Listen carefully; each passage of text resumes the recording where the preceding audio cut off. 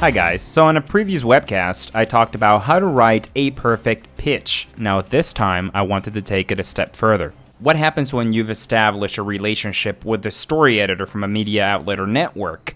You produce a story for them and they like your style. You have to be even more thorough with your pitches. I'm going to talk about how I do it. In this example, I'm going to tell you how I got commissioned for 4 stories in just 2 days by the same network. First, I worked on a treatment document. I'm going to show you exactly what that means and what that looks like. And second, I put together a video pitch, and that's exactly what it sounds like. Again, I'm going to show you the exact video that I sent to this network in order to get commission. A few months ago, the New York Post commissioned me to run a story in South America. It was the first time I worked with them and they really liked the piece. So when I went back to New York, the director of video production wanted to meet with me. They wanted to work with me again, but they didn't really quite know what they wanted me to produce. So I figured that profiles was the thing that I wanted to focus on. So I put together this proposal, this treatment for them. I didn't really want to just focus on pitching one story. I wanted them to commit to producing a bundle of stories. I'm not going to go through the whole thing right now. I'm going to attach this to the description of the video so you get to look at it. But basically, I proposed to produce 4 stories in 1 month. Technically, 1 story per week. And that was to produce, edit, and deliver 1 per week. I also attached 4 different story ideas. Out of these 4, the editor approved 2 of them. Now, that wasn't the important part. The important part was that the editor loved the idea of the bundle, and they actually went for it. They told me that they wanted to produce 4 stories, but they needed 2 more stories to complete it. So I went ahead and took it to the next level, and I actually went out to the field, found interesting subjects, and I actually filmed them. They all agreed to be on camera and grant me a few minutes of their day. I'm going to show you the video that I actually sent out to the New York Post. Stephen Gardner is a 54-year-old man originally from England. He's a painter and illustrator, and he has made a living by illustrating more than 250 book covers.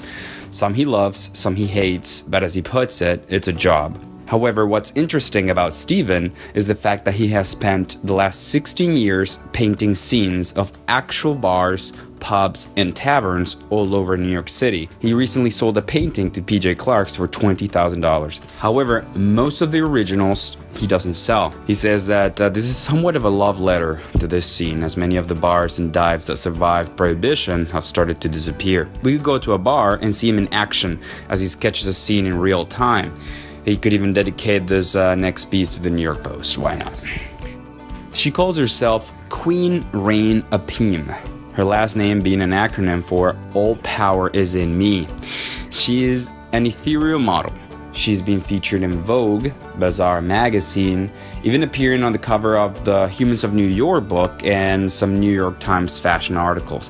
What's interesting about her, though, is that she makes a living posing as a figure model for art schools and art students all over New York City. Painting over here. This painting is by realistic painter Stephen Assail.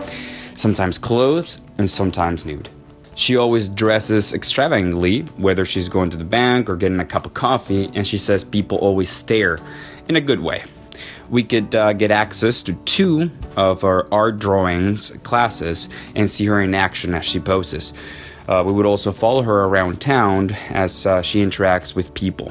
She would comment on her life philosophy and why she decided to do what she does and look how she does. This would be clearly a very visually intriguing piece. And that's how pretty much I make a living. I met again with Kai York, the fitness photographer, and I believe the focus of this piece, if we decided to do it for the New York Post, would be Kai's subjects. What makes him different from other portrait photographers out there is the fact that he makes very fit, cut, sometimes bulky women look, in his words, feminine and sexy. There is still a stigma today when it comes to the look of women who are shredded and muscular, and he could address that. We would attend a photo shoot at an elegant roofed-up studio, interview the fitness models to get their side of the story, and get inside access on why he photographs these women for a living.